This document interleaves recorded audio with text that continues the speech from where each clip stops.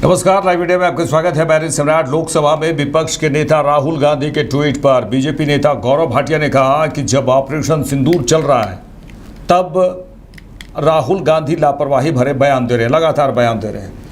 वे पूछ रहे हैं कि कितने भारतीय वायुसेना के विमान गिरे हैं। उन्होंने कहा कि 11 मई को प्रेस वार्ता के दौरान एयर मार्शल भारती ने कहा था, हम युद्ध की स्थिति में हैं, हमारे लिए उस सवाल का जवाब देना समझदारी नहीं है। राहुल गांधी पाकिस्तान के साथ बातचीत में व्यस्त लग रहे हैं कि कैसे भारतीय सेना और सेना का मनोबल कमजोर किया जाए। उन्होंने कहा कि आज पाकिस्तान की एक वरिष्ठ नेत्री मरियम नवाज ने बयान दिया कि 6 और 7 मई की रात और 9 मई को भारत की कार्रवाई के कारण पाकिस्तान को भारी नुकसान उठाना पड़ा। ऐसे समय में विपक्ष के नेता और निशाने पाकिस्तान राहुल गांधी क्या कह रहे हैं? जब ऑपरेशन सिंदूर चल रहा है तो किस तरह के लापरवाह बयान राहुल गांधी जी द्वारा दिए जा रहे हैं, यह बताइए कृपया करके। भारतीय वायुसेना के कितने जेट गिरे हैं? हमारी सेना ने प्रेस वार्ता करी और मुझे याद है 11 मई को डीजीएमओ भी थे और एयर मार्शल भारती जी भी थे और उनसे यह सवाल हमारे देश के चौथे स्तंभ मीडिया ने पूछा। उन्होंने कहा, we are in a combat scenario, it is not prudent for us to answer that question. 11 मई की बात है। और उसके बाद राहुल गांधी, जो कि पाकिस्तान से बातचीत करने में लगता है ज्यादा व्यस्त है कि कैसे भारत को कमजोर किया जाए, सेनाओं का मनोबल तोड़ा जाए, इसका संज्ञान भी नहीं लेते हैं और पूछते हैं, यह बताइए कितने फाइटर प्लेन भारत के गिरे हैं। और यह तब जब आज पाकिस्तान की वरिष्ठ नेत्री मरियम नवाज ने एक वक्तव्य दिया जो चल रहा था चैनल्स पर। उन्होंने कहा कि 6-7 की रात और 9 तारीख को पाकिस्तान को बहुत नुकसान झेलना पड़ा है क्योंकि भारत ने कार्रवाई करी है। अब आप यह बताइए, पाकिस्तान खुद कबूल रहा है कि हमारी वीर सेना ने 9 टेररिस्ट लॉन्चिंग पैड को ध्वस्त किया, 11 पाकिस्तानी एयरबेसेस को नष्ट किया। मरियम नवाज स्वयं कह रही हैं कि पाकिस्तान को ऐसा झटका लगा है जिससे वो चरमरा गया है। इस वक्त नेता प्रतिपक्ष राहुल गांधी निशाने पाकिस्तान क्या कर रहे हैं? चलिए आगे बढ़ेंगे। बीजेपी सांसद निशिकांत दुबे के बयान पर कांग्रेस नेता अधीर रंजन चौधरी ने कहा कि उनकी बात से स्पष्ट हो गया है कि राहुल गांधी ने जो सवाल उठाए थे वे वाजिब थे। कुछ दिन पहले राहुल गांधी के सवाल को विदेश मंत्री ने खारिज कर दिया था। सीधे तौर पर कहा जाए तो विदेश मंत्री एस जयशंकर के तथ्य को उन्हीं की पार्टी के लोग खारिज कर रहे हैं। उन्होंने कहा कि यह लोग सदन का सत्र क्यों नहीं बुलाते हैं।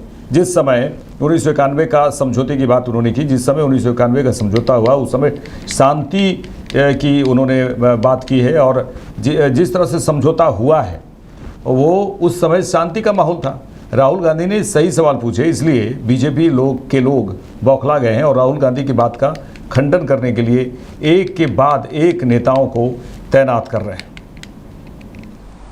देखिए, बीजेपी पार्टी के एक जरूरी कद्दावर कोई नेता होंगे, लेकिन इनकी बात पे स्पष्ट रूप से ये साबित होते जा रहे हैं कि राहुल गांधी जी जो सवाल उठाई थी वो बिल्कुल वाजिब, और ये जो सवाल राहुल गांधी उठाए थी वो सच।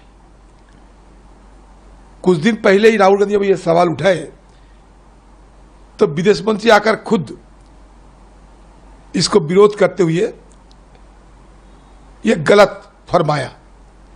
लेकिन अब उनकी पार्टी के दूसरे नेता कह रहे हैं, उनकी बातों पर अगर आए तो सीधे से जयशंकर जी साहब की जो तर्क उनको ही वो खारिज करते जा रहे हैं।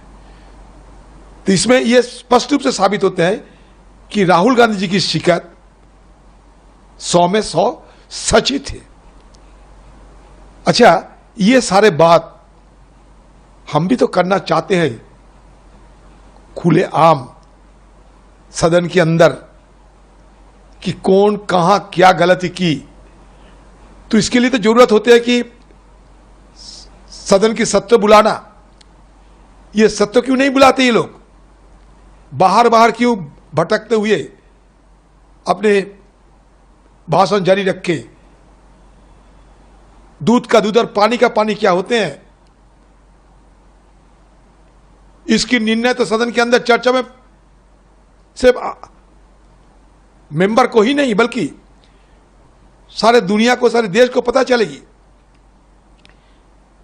इतिहास को तुरोड़ मोरोड़ करना बीजेपी पार्टी के लिए और उनके नेतागण के लिए यह आसान तरीका है। अब देखते हैं रोजाना। गवाह तो इतिहास है, इसको तो कोई छुपाए नहीं जाते। उस समय शांति की माहौल थी। पहलगांव जैसे घटना घटी थी, बताइए। जो करार की बात कर रहे हैं वो कॉन्फिडेंस बिल्डिंग मेजर की एक हिस्सा बनते थे। और पिछले 2-3 सालों से पाकिस्तान के साथ हमारे रिश्ते किस तरह घटे हुए हैं कि हमारे सीमा में बीच बीच में गोलीबारी होते रहते। वो समझौते की माहौल अभी है क्या? जब हम लोग तय कर लिए कि बदला लेंगे, और ये बदला लेने के पहले हमारा विदेश मंत्री अगर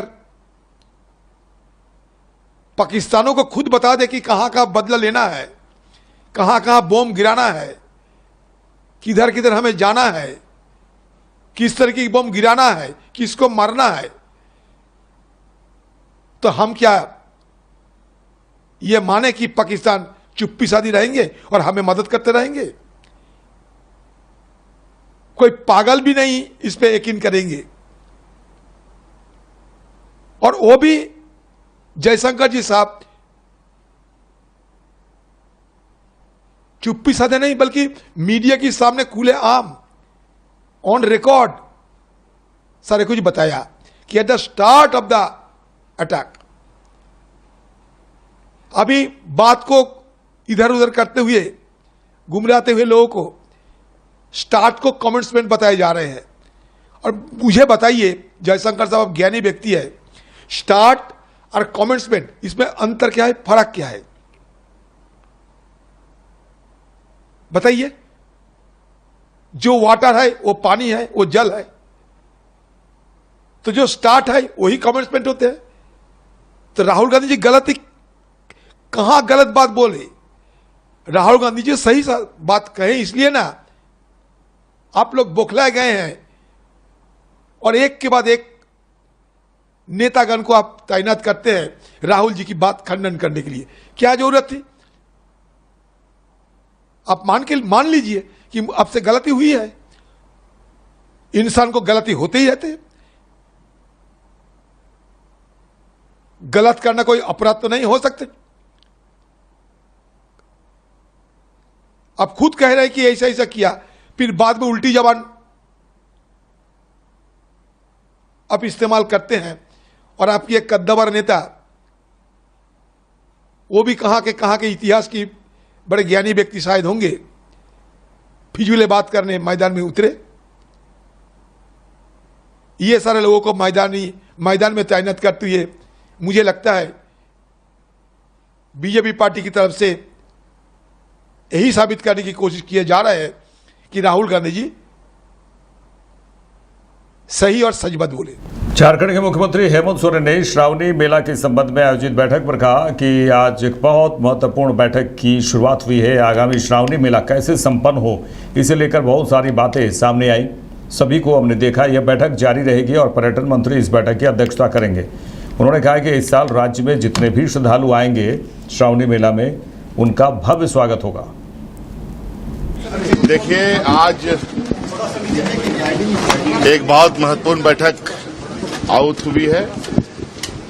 आगामी श्रावणी मेला कैसे संपन्न हो इसको लेकर, और बहुत सारी बातें आई, सारी चीजों को हमने देखा, प्रेजेंटेशन भी देखा। अभी ये मीटिंग कंटिन्यूअस है। अभी पर्यटन मंत्री इस मीटिंग को हेड करेंगे, क्योंकि मेरा कल दिल्ली में नीति आयोग की मीटिंग है, उसमें भाग लेने के लिए हमें निकलना है। लेकिन मुख्य रूप से जो मुख्य बिंदु आए थे उन सभी चीजें नोट डाउन कर लिए गए हैं, और इस बार राज्य में जितने भी श्रद्धालु आएंगे उनका भावी स्वागत इस राज्य में होगा। जापान के टोक्यो में जेडीयू सांसद संजय कुमार झा ने कहा कि पूरा प्रतिनिधिमंडल एक मुद्दे पर दुनिया को अपना संदेश देने के लिए एक साथ आया है। आतंकवाद के खिलाफ लड़ाई केवल भारत के लिए नहीं, यह पूरी दुनिया के लिए है। उन्होंने कहा कि मैं यह पुष्टि करना चाहता हूं कि जापान भारत का एक विशेष और रणनीतिक साझेदार है और दोनों देश लोकतंत्र और प्रेस की स्वतंत्रता जैसे समान मूल्यों से बंधे हैं। उन्होंने कहा कि विदेश मंत्री और पूर्व प्रधानमंत्री के साथ हमारी बहुत ही उपयोगी बैठक हुई। हम अभी जापानी संसद के स्पीकर से मिले। उन सभी ने जम्मू और कश्मीर में अप्रैल में हुई आतंकवादी घटना की निंदा की है और भारत के साथ एकजुटता व्यक्त की है। भारत इसके लिए जापान का बहुत आभारी है। Party line across the country, the entire delegation has come on one issue to convey our message to the world that the fight against terrorism is not only for India, it's for the entire world. It is my pleasure and privilege to lead an all-party parliamentary delegation to Japan. I wish to affirm that Japan is a special and strategic partner of India, and both countries are bound by similar values such as democracy and press freedom. We have had extremely fruitful meeting with Foreign Minister yesterday and former Prime Minister of Mr. Suga of Japan yesterday. Now we have just met the Speaker of the Parliament, Japanese Parliament. All of them have condemned the terrorist incident that took place in April in Jammu and Kashmir and have expressed solidarity with India. India is extremely grateful to Japan. Uttar Pradesh के मुख्यमंत्री योगी आदित्यनाथ ने अयोध्या के श्री हनुमानगढ़ी मंदिर में श्री हनुमत कथा मंडपम का उद्घाटन किया। उत्तर प्रदेश के मुख्यमंत्री योगी आदित्यनाथ ने कहा कि मैं श्री हनुमानगढ़ी मंदिर के पीठासीन और सभी पदों से जुड़े हुए संतों का अभिनंदन करता हूं, जिन्होंने एक एक पाई को बचाते हुए इस कथा मंडप के बारे में सोचा, क्योंकि अयोध्या धाम में अब जो भी आता है कुछ जगहों पर जाने में वह कभी चूकता नहीं। श्री राम जन्मभूमि श्री हनुमानगढ़ी में और सरयू नदी के तट पर अक्सर इस बारे में चर्चा होती थी कि हनुमानगढ़ी का भी अपेक्षित विकास होना चाहिए। बहनों और भाइयों, मैं अभिनंदन करूंगा श्री हनुमानगढ़ी के गद्दी नशीन और सभी पट्टियों से जुड़े हुए पूज्य महंतों का, संतों का, नागाओं का, जिन्होंने एक एक पाई को बचा करके इस कथा मंडप के बारे में सोचा, क्योंकि अयोध्या धाम में अब जो भी आता है 2 जगह 3 जगह जाने में वह कभी चूकता नहीं। श्री राम जन्मभूमि में, श्री हनुमानगढ़ी में और सरयू मैया के घाट पे जाकर के मां सरयू का सानिध्य प्राप्त करने के लिए। अक्सर इस बारे में चर्चा होती थी कि हनुमानगढ़ी का भी अपेक्षित विकास होना चाहिए। हम लोग भी बोलते थे ये होना चाहिए। कैसे होगा? क्योंकि एक ऐसी विरासत हनुमानगढ़ी के पास, जिन्होंने सदैव योद्धा भाव के साथ ही सनातन धर्म की रक्षा करने के लिए अपने आप को तैयार किया, लेकिन वो योद्धा भाव आज नए भारत में बोधा के रूप में भी सबके सामने आ गया है। जब इस श्रीमद हनुमत कथा मंडपम के इस भव्य स्वरूप को हम देख रहे हैं, अब हर व्यक्ति बोलेगा हनुमानगढ़ी अब भक्ति और शक्ति के साथ साथ बुद्धि और युक्ति, क्योंकि कोई भी कुश्ती बिना युक्ति के नहीं हो सकती, वह बुद्धि और युक्ति का भी एक संगम बन गया है। राजद नेता तेजस्वी यादव के बयान पर जेडीयू नेता नीरज कुमार ने कहा है कि तेजस्वी यादव कानून व्यवस्था पर सवाल खड़े करते हैं, लेकिन उनकी पार्टी के विधायक रीतलाल यादव उनकी आइकॉन है जो इस समय जेल में है। उन्होंने कहा कि अपराधियों और गुंडों को राजनीतिक टिकट देकर तेजस्वी यादव बिहार में लालूवाद की विचारधारा को पुनर्स्थापित करने का प्रयास किए हैं। कानून का राज, उन्होंने कहा कि कानून का राज हमारी यूएसपी है और रहेगा। कि माननीय Tejashwi Yadav ji law and order पर सवाल खड़ा करते हैं। इनके दल के विधायक शादी विवाह में भी रात में भाग लेते हैं और रीतलाल यादव इनके जो विधायक हैं वही इनके आइकॉन हैं। मैंने वो तो जेल गए हैं, तो क्या चीज में गए थे? प्रधानमंत्री आवास अति पिछड़ा को दिलाने के लिए, दलित को मंदिर में प्रवेश कराने के लिए। अरे अपराधी गुंडा लंपट को तो राजनीतिक टिकट दे करके आपने बिहार में लालूवाद की विचारधारा को पुनर्स्थापित करने का प्रयास किया है। कानून का राज हमारा यूएसपी है, रहेगा। जैसे आप हमारे साथ थे तो राजवल्लभ यादव जेल जा रहे थे, शहाबुद्दीन जेल जा रहे थे तो जयकारा कर रहे थे। आज रीतलाल यादव भी जा रहा है तो जयकारा करिए। देखिए माननीय Tejashwi Yadav ji law and order पर सवाल खड़ा करते हैं। इनके दल के विधायक शादी विवाह में भी रात में भाग लेते हैं और रीतलाल यादव इनके जो विधायक हैं वही इनके आइकॉन हैं।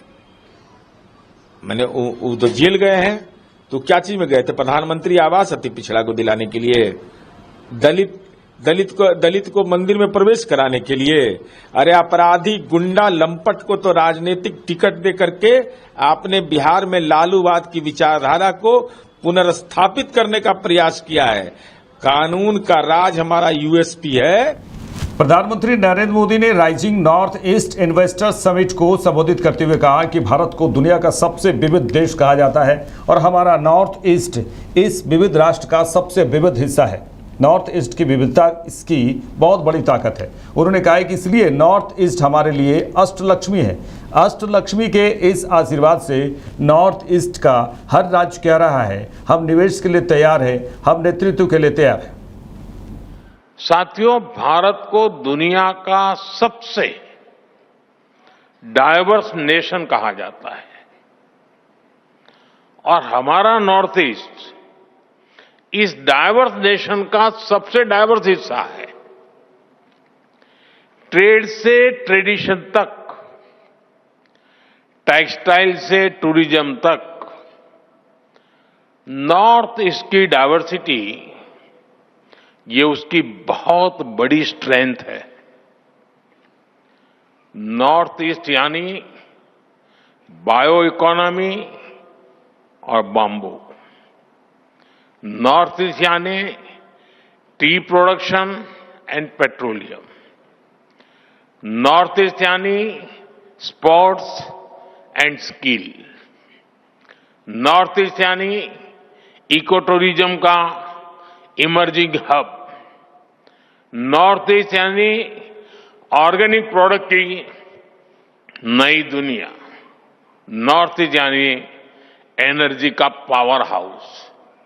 इसलिए नॉर्थ ईस्ट हमारे लिए अष्टलक्ष्मी है।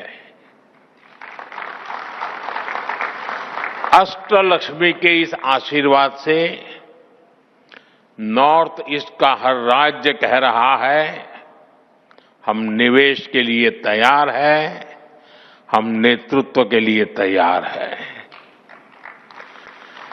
साथियों, विकसित भारत के निर्माण के लिए पूर्वी भारत का विकसित होना बहुत जरूरी है और नॉर्थ ईस्ट पूर्वी भारत का सबसे अहम अंग है। हमारे लिए इसका मतलब सिर्फ एक दिशा नहीं है। हमारे लिए ईस्ट का मतलब है empower, act, strengthen and transform. पूर्वी भारत के लिए यही हमारी सरकार की नीति है। यही पॉलिसी, यही प्रायोरिटी आज पूर्वी भारत को, हमारे नॉर्थ ईस्ट को ग्रोथ के सेंटर स्टेज पर लेकर आई। मेरे साथ इस बुलेटिन में इतना ही। देश दुनिया की तमाम खबरों के लिए देखते रहिए लाइव इंडिया। नमस्कार।